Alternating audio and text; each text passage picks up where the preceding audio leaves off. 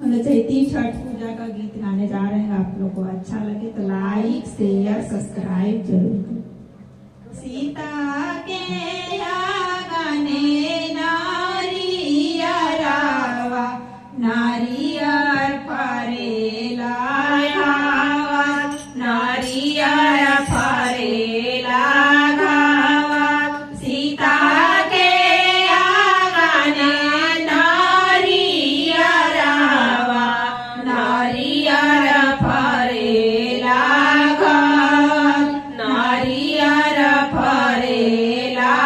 घावा दक्षिण दिशा से आवेला रावणावा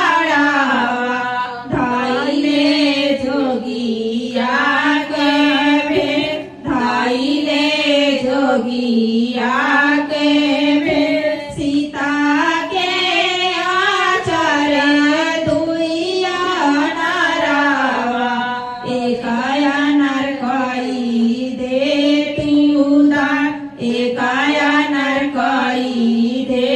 तुदान नारियर तोड़े सीता दान गईली रावण धरे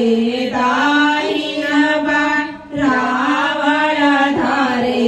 दाहिन बाण छोड़ू छोड़ू रावण पापी दाहिन बाणिया भैया रागिया के बे भैया रागिया के बे छोड़ू छोड़ू रावण पापी दाहिन बाणिया भैया